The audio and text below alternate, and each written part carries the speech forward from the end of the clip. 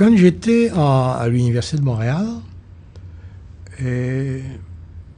bon, j'essayais de ne pas couper mes liens avec Haïti, et tout en restant bien implanté au Québec. Et avec un regard aussi vers l'extérieur, vers l'Europe et vers l'Afrique et l'Amérique du Sud. Je dois dire que en criminologie, j'ai essayé de créer un intérêt pour la question ethnique. Et parce qu'il n'y avait aucun cours qui portait là-dessus. Et je me rappelle, j'ai été le premier à parler de cela et à créer un cours là-dessus que j'avais déjà testé à l'université de Montpellier. Parce que j'ai été à un certain moment en année sabbatique à l'université de Montpellier. Et mes collègues de Montpellier ayant su que M. Normando et moi, nous avons pris notre année sabbatique en même temps. Lui allait du côté de Marseille, et puis Aix en Provence, et moi, j'étais à Montpellier. Alors, à Montpellier, ils m'ont offert, ils ont su que j'étais dans les parages, ils m'ont offert d'enseigner dans le cadre de la faculté de droit. Alors, ils ont un module qui s'appelle droit social, parce qu'ils n'ont pas la criminologie comme telle, droit social. Et c'est là que j'ai rencontré des gens qui se forment à l'école de police, mais c'était des hauts gradés. De même, il y avait aussi les gens de l'école de la magistrature qui venaient assister à ces cours-là, et puis d'autres étudiants. Et c'est là que j'ai testé un peu ce cours sur les minorités et la question criminelle. Alors, j'avais apporté aussi avec moi des documents, dont un film sur les autochtones, et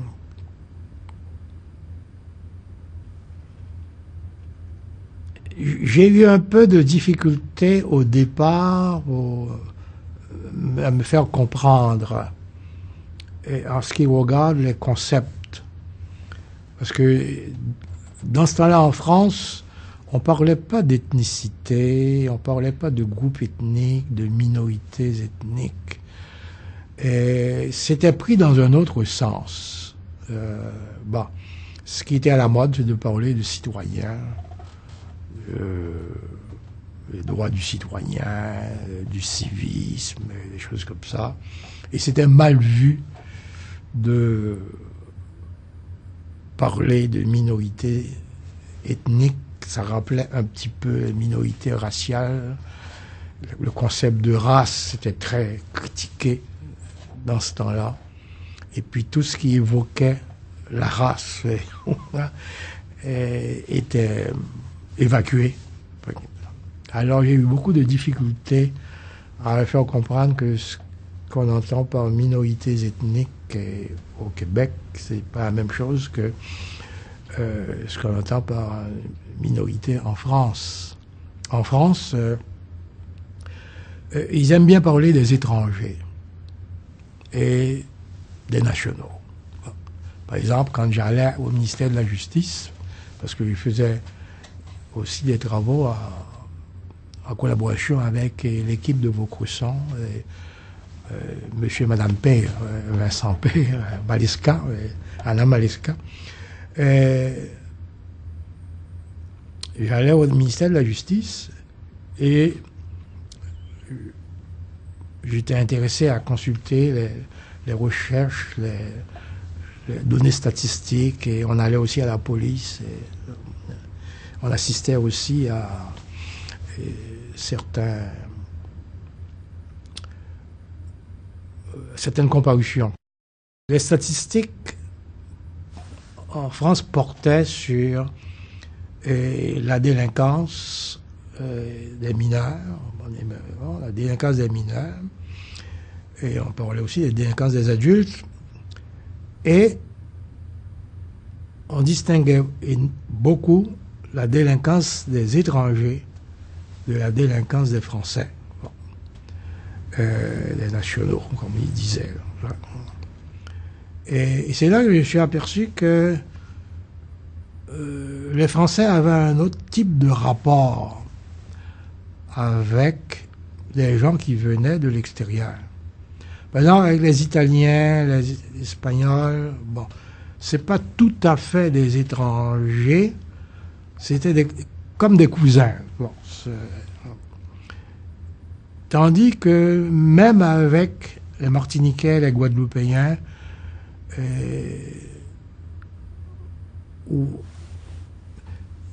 même s'ils faisaient partie de la France, le département d'outre-mer, ils n'étaient pas considérés tout à fait, pas comme des nationaux, et on continuait à parler d'eux comme des étrangers. Bon. Et parmi les étrangers, évidemment, on mettait à l'avant-plan la délinquance des minorités arabes, maghrébines en particulier. On parlait beaucoup des Algériens, et des Marocains, des Tunisiens, surtout des Algériens. Et c'est là que je commençais à examiner le système de justice en France. Je me suis aperçu que, au fond, il y avait là vraiment, et on pouvait vraiment parler de justice à deux vitesses, qui n'était pas du tout la même chose pour les étrangers et pour les nationaux. Bon. Par exemple, toute la question de l'interpellation, la question de mise au dépôt, droit de garantie, problème de libération conditionnelle, l'habeas corpus, etc. Bon, c'était pas regardé de la même façon selon qu'on était étranger ou selon qu'on était né en France, parce qu'il suffisait pas d'avoir le statut de résident en France, mais il fallait être né en France pour être considéré comme faisant partie des nationaux.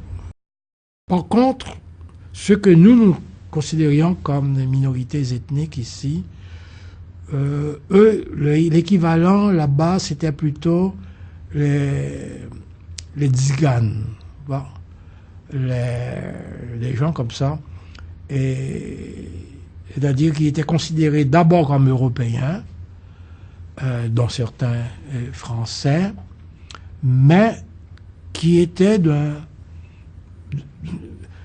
d'une certaine manière marqués par une certaine extranéité. Comme quoi c'était un corps étranger qui était là, et la police et la justice se comportaient pas de la même manière à leur égard, etc. Et c'est là que j'ai découvert une série de groupes comme ça qui étaient sur le territoire, mais qui n'avaient pas le même statut que les autres groupes. Donc le problème, en d'autres termes, ne se posait pas de la même manière au Québec qu'en Europe. En Belgique, c'est la même chose aussi. J'ai découvert, par exemple, que il y avait une ancienne constitution belge où il distinguait 11 catégories de citoyens. Et seules les 3 premières catégories pouvaient aspirer à devenir, par exemple, policier, magistrat, juge. Bon. Et je leur disais, ça n'existe pas au Québec, etc. Donc on avait un peu de difficulté à accorder nos flûtes. Et c'était pas du tout les mêmes univers. Et donc j'ai rodé un peu ce cours-là avec les discussions avec les étudiants. Et quand je suis retourné au Québec, alors là, Le cours était quand même assez rodé là pour pouvoir être offert à l'université. Et là-dessus sont venus se greffer des séminaires et des recherches. Mais parallèlement à cette activité en criminologie, j'étais aussi au Centre de recherche Caraïbes. C'est un centre intéressant que malheureusement l'université a fermé temporairement, parce qu'on m'a dit que l'université n'a pas le droit de fermer le centre de façon définitive, parce qu'il y a des garanties qui ont été données à l'extérieur. Donc, actuellement, le centre ne fonctionne pas, mais en principe, il reste ouvert. Et j'ai été nommé directeur de ce centre, et j'ai fait partie du personnel pendant un certain temps. Mais le personnel était composé surtout de professeurs de l'université, ou bien de l'UQAM, ou bien de l'Université de Montréal, où il y en a qui venaient de McGill.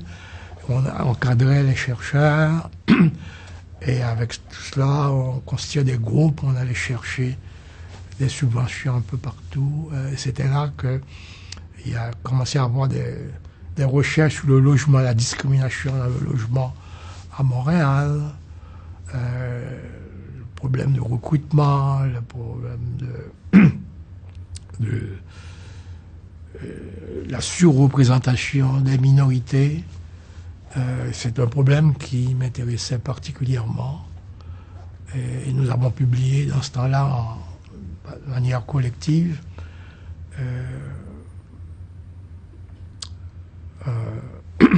un numéro spécial de la revue Anthropologie qui s'appelle Caraïbes. Et puis il y avait des recherches assez pointues, comme par exemple sur